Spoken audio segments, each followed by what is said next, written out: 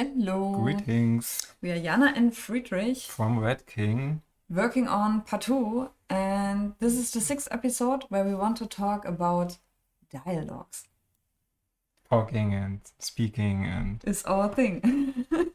In PATOU, we added dialogues for some reason because because we wanted to have a story in the game, and that was like one of the first goals of the concept that yeah, you it was not the first goal of the concept. The first goal was digging without a story. yeah, and sure, we added a story. but the digging has a purpose, and Yeah. it was memories, digging out memories, and of course you need some kind of text for that, and yeah, Should we show our current state of the dialogue? sure. And because it's always cool to talk to characters, that's why we added it.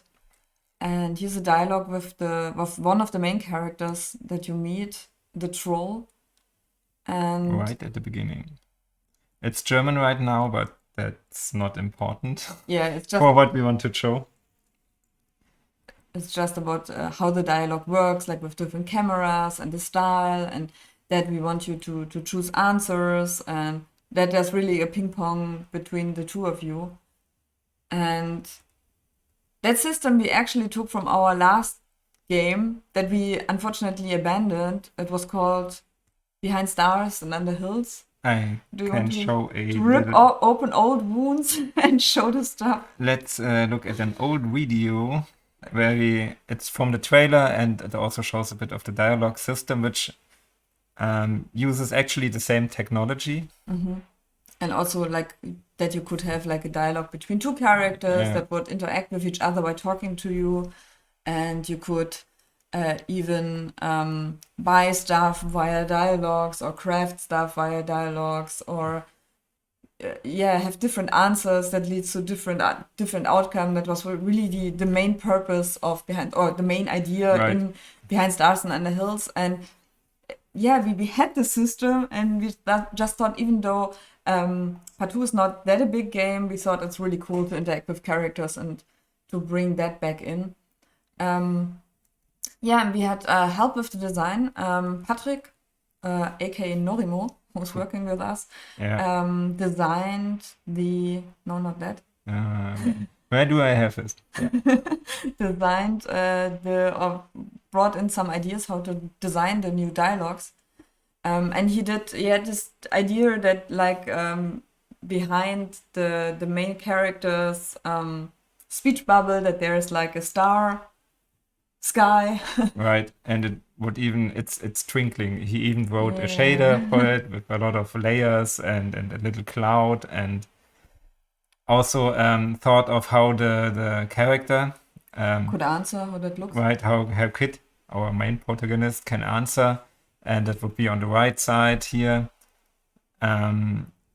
It looked very cool, but it Yeah. wasn't very responsive. Unfortunately, I mean, you saw the outcome Yeah, before. We showed you the right. designs from Patrick. We had to change some stuff. You can go if you like to the dialogue. Ours is now less cloudy and twinkly. Yeah, we had to put out the sky. I think because it's in the end it was a PNG, right? That was sky. Yeah, sure. I can bring that back if Yeah, we want maybe to. bring it Right back. now, it's still in flux. It's not finished yet. Yeah. The black background is a bit too crass. Mhm. But I took most of the suggestions, like the answers in the top right, the wobbly border Yeah, that I that now was cool. animate with a shader. I also had to think about more stuff like Patrick had to do, because he only designed it, right? And I thought about, okay, what happens if Kit has like 50 options to answer And and I have ask? to at one point to bring that back in just to Sure. show, like that somebody thinks of too much in a dialogue, and it doesn't matter what you choose. For example, the person who translates all the text will be very Delighted. happy about it. Anyway, so with like 50 options, the amount of options, it would cut off here. So you might see it here. It doesn't use like a fading out of the different options, but it cuts off because Unity doesn't have a mask that lets you fade out. Yeah.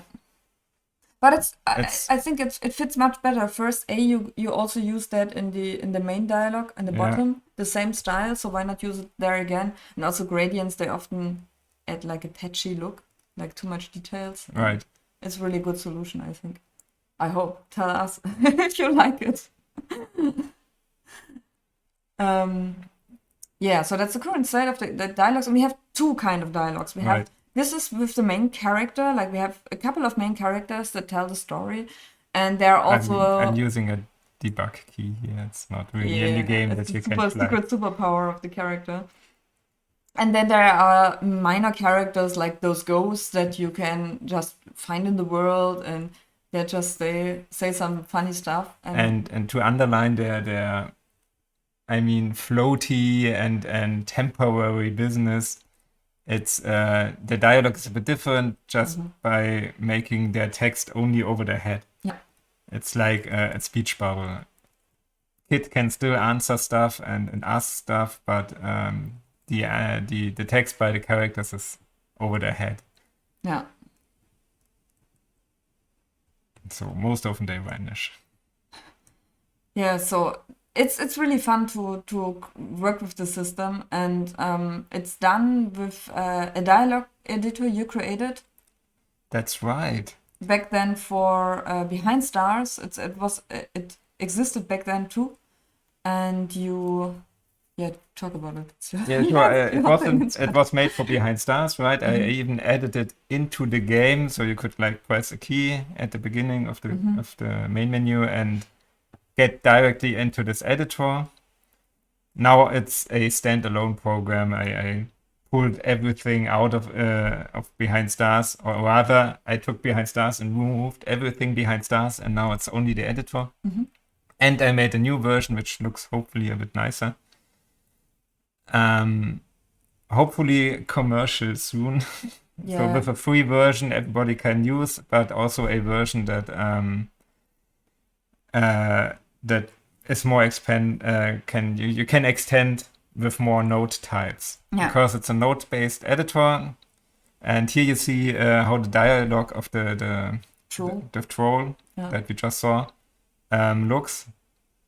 He has like several branches, and you can add tags, which are just variables you define, and you can ask about these variables if they exist. Like after the first meeting, you set a tag already met, and if you ask him again, if Kit talks to him again, this variable, this tag is set, so it would take the second branch already met. And this way we can have very meaningful dialogues and have them a bit more dynamic and interesting. Yeah, totally. It feels like the characters, you're really present in the world, and the characters know that you've been there before. I mean, it's very simple, but Sure. it's totally meaningful for players. I can also test the dialogue directly in the editor, so I don't have to restart the game. I can, of course, it's not quite the same because a lot of functionality is only in the game. Like, I can check if Kit has a certain object in her hand. Yeah. And this is a variable set by the game. And in this editor, of course, it's not possible to check for that. Yeah. But still, it's a very useful functionality. And I should be able to create some, just change the dialogue. Let's check here, hello from the devlog. And of course, it's directly here. And if I save, it should also be directly in the game. Hello from the devlog. So I did have to reload functionality that works quite well. Yeah, it's really cool for testing. If you want to really, sometimes dialogues work very well when you're in the moment, like in this place. Does this dialogue work? Like, for example, at one point the troll said, you find the key where the cages are. That's the reason why you put so many cages behind him now, because he had one cage there and people would go there there's no key at the cage. Right. So it sometimes makes total sense to really be able to test dialogues in the place where they are supposed to happen and really do this quickly. That's what the system is really working for. Yeah, so much for dialogues. I don't know. I mean, much more for dialogues, but we have only limited time and don't want to bore you with all the True. details. I think there will be more episodes about this because it's such an important part of our game. Yeah. And if you have any interest in any other topic, you can also tell us. Yeah, or tell us which dialogue, how you write your dialogues for your game, what kind of editors you work with, or ask Friedrich because he's looking for testers for his dialogue system. Connected. Right. Yeah, cool. So thank you for watching, and we also have more dialogues, devlogs with more dialogues from us. So if you like to watch them, they have all the topics that we've that you see in the game right now, like fog and sound and stuff. The dog. We didn't talk about the dog today. Not today, but we will soon again. Yeah. All right. I heard he's an important part of the game. He might be. The only character without dialogue. No, he doesn't have it. He doesn't speak, that's for sure. Okay. Yet. All right. Have a nice day and thank you for watching. See ya.